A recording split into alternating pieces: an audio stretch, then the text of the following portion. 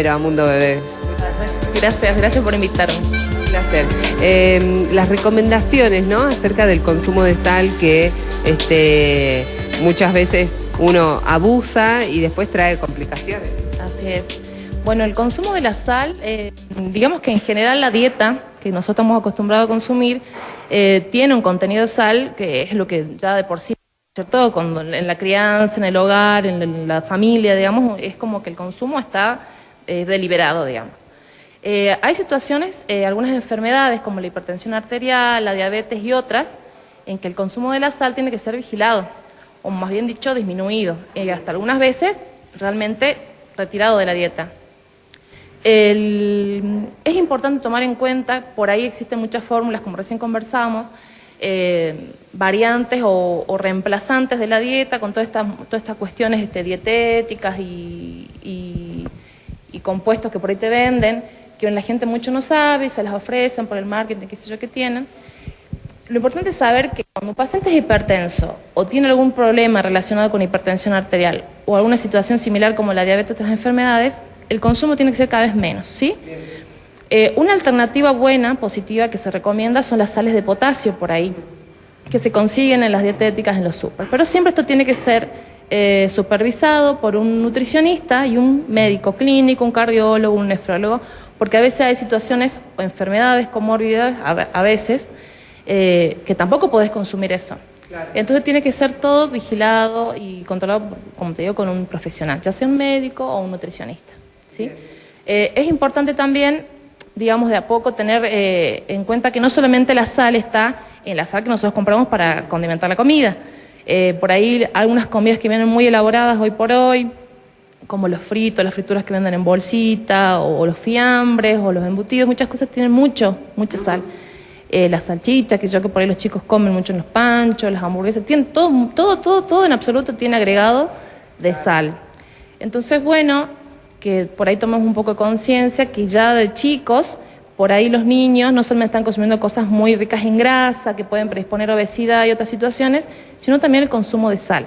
Bien. No es que la sal sea mala, es necesaria para un montón de funciones del cuerpo. El cloruro de sodio, la sal, sí, que es el sodio en sí, es útil para un montón de funciones en el cuerpo nuestro, pero siempre con un límite.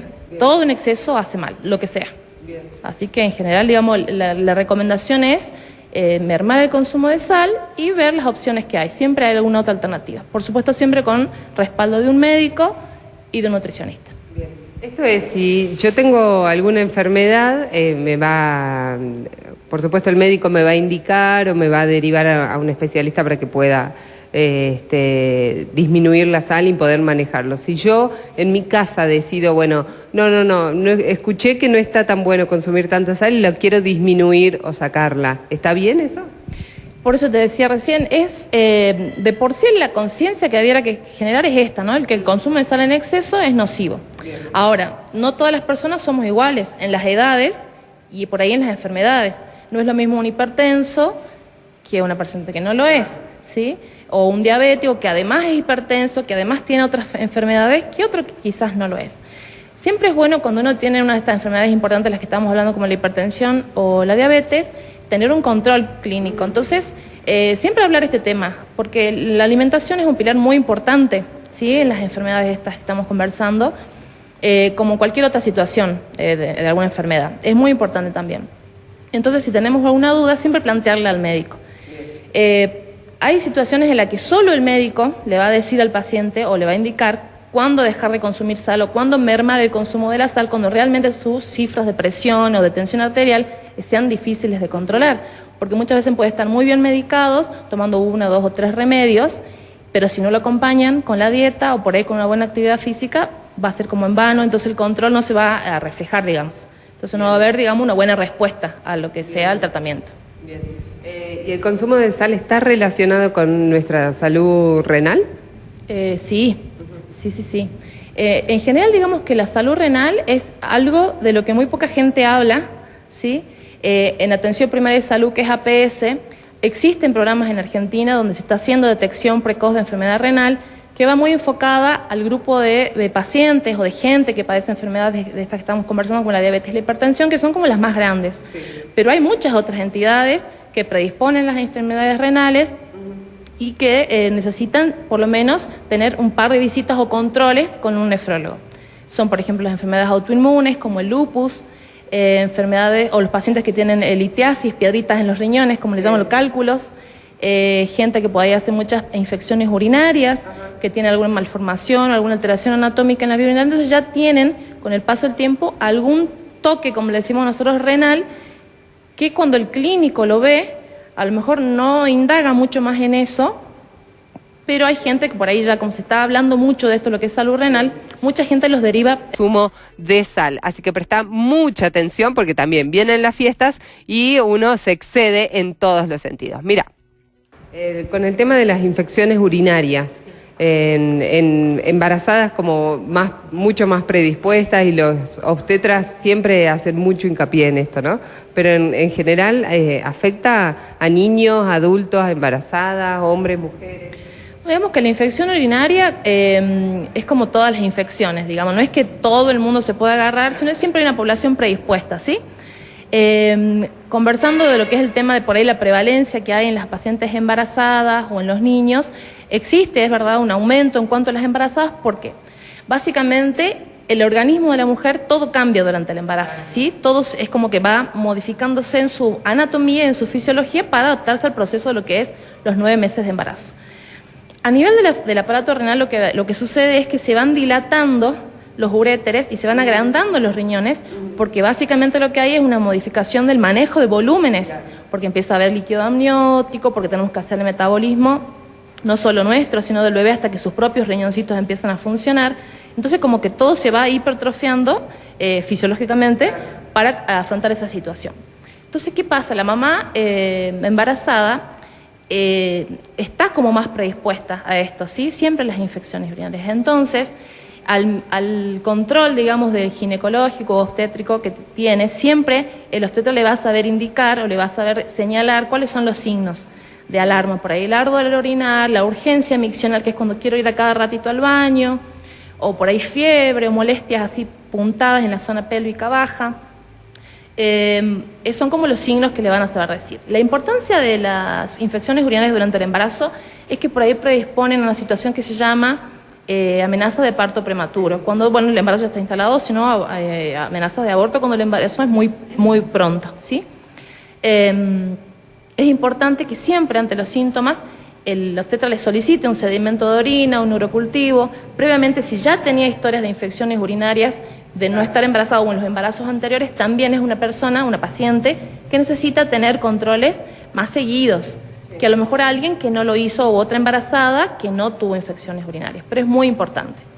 En la infancia también lo es porque al estar el niño, independientemente de la edad, formando y desarrollando sus órganos, lo que tienen las infecciones urinarias es que van generando como pequeñas cicatrices, ¿sí? Es como si hubiese una lastimadura, o sea, consecuencia de una infección urinaria, y se van como haciendo marquitas en el riñón. Entonces van quedando como cicatrices. Y eso cuando ya el desarrollo, llega, ¿no es cierto? O sea, en la adolescencia, en la adultez, quedan esas lesiones, ya pueden predisponer a otras enfermedades de base, que si no son bien controladas o bien tratadas, también puede tener consecuencias.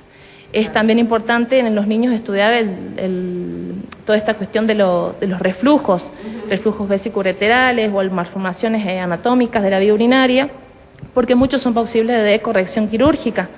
Entonces, a las infecciones urinarias que no son normales en los niños, primera, segundo, tercer episodio que tengan, siempre con la supervisión del pediatra, y por supuesto con los signos de alarma a las mamás, para que sepa cuándo recurrir o cuándo solicitar la consulta. Es importante también porque eso va a significar salud renal, claro, también. Claro, para toda la vida. Para toda la vida. Entonces ya saber que un niño que supóngase a los 7 años o a los 8 años hacía infecciones urinarias de repetición y llega a los 20 años con alguna alteración, ese es un antecedente importante. Claro. Como hablábamos recién de las mamás, cuando están embarazadas, haber tenido 1 o 2 embarazos previos y que también ellos han tenido infecciones urinarias, también habla de cómo puede ser, llevar ese embarazo a término tranquilas, sin complicaciones. ¿Y cómo prevenimos las infecciones urinarias? Bueno, básicamente las infecciones urinarias, en la población en general, lo que se hace la recomendación siempre en las mujeres, básicamente que lo que yo le digo a todos mis pacientes en el consultorio, es limitar el uso del bidé. ¿Sí? El bidé simplemente para el uso cuando vamos de cuerpo, cuando hacemos pis no, usamos papel y descartamos, la higiene de las manos permanente, ¿sí? Evitar en la época de calor las ropas ajustadas o de telas muy sintéticas, tratar de buscar siempre prendas de algodón, holgadas, frescas, tomar mucha agua, porque el agua limpia la vía urinaria, evitar por ahí consumo de alimentos muy condimentados, muy pesados, porque también si bien uno piensa que los alimentos solamente por vía digestiva se eliminan, mucho se elimina por vía urinaria y eso irrita todo lo que es uréteres y vejiga, ¿sí? Bueno, y en las embarazadas básicamente es el control, es prestar atención a los signos que hablábamos recién, la urgencia miccional, que es cuando quieren ir a cada rato al baño, sensación de picazón o de escozor, o dolor en la espalda, dolor lumbar le llamamos nosotros, o sensación como de puntadas o de peso. Muchas veces los confunden con contracciones, y a veces son los mismos cólicos de la vía urinaria que está irritada o inflamada. Básicamente sería eso. Bien, ¿el tratamiento de la infección urinaria en la embarazada o en la no embarazada? Y bueno, siempre lo que debe hacerse es, cuando la persona acude, la paciente acude al médico, se le va a solicitar un sedimento de orina y según eso, lo que encuentre el profesional, le va a solicitar un urocultivo. En el urocultivo lo que se hace es cultivar, como bien dice la palabra, esa muestra de orina y ver qué gérmenes posibles están colonizando. Si es uno, se lo puede identificar, ya el laboratorio informará cuál es el antibiograma, es decir, cuáles son los remedios a los que ese germen es sensible. Entonces, según eso, el profesional va a indicar un tratamiento por los días que corresponda, con la droga indicada para eliminar el germen, digamos. Y después debiese hacerse un control post-tratamiento, 48-72 horas después de finalizado el tratamiento, un control de un urocultivo nuevo para quedarnos tranquilos que la infección se dio y que ya se eliminó el germen. Bien. La infección urinaria es una de las infecciones que puede aparecer muchas veces si no cambiamos los hábitos y hacemos el tratamiento como corresponde. Y hay personas que sí, que tienen predisposición a hacer infecciones urinarias. Generalmente siempre hay alguna enfermedad de base que los condiciona a hacerles las infecciones, o ya alteraciones anatómicas, como hablábamos recién, los reflujos o alguna alteración de la vía urinaria. La gente que está muy predispuesta son los pacientes crónicos que tienen enfermedades así importantes como la diabetes. Están predispuestos a todo tipo de infecciones, ¿sí? Porque su sistema inmunitario está como inmunocomprometido, digamos. Entonces, es una de las infecciones que más se da en este tipo de pacientes y que más los puede descompensar de su diabetes. Por ahí se manifiestan con glucemias, que es azúcar en sangre muy bajas o muy altas, sí, fiebre, y por ahí no tienen muchos síntomas. Entonces, sí, las infecciones urinarias, digamos, hay una población en la que es más frecuente. No es muy habitual en el público en general, digamos, pero hay personas que sí, que están muy predispuestas a desarrollarlas. Bien, doctora, ¿la pueden encontrar en?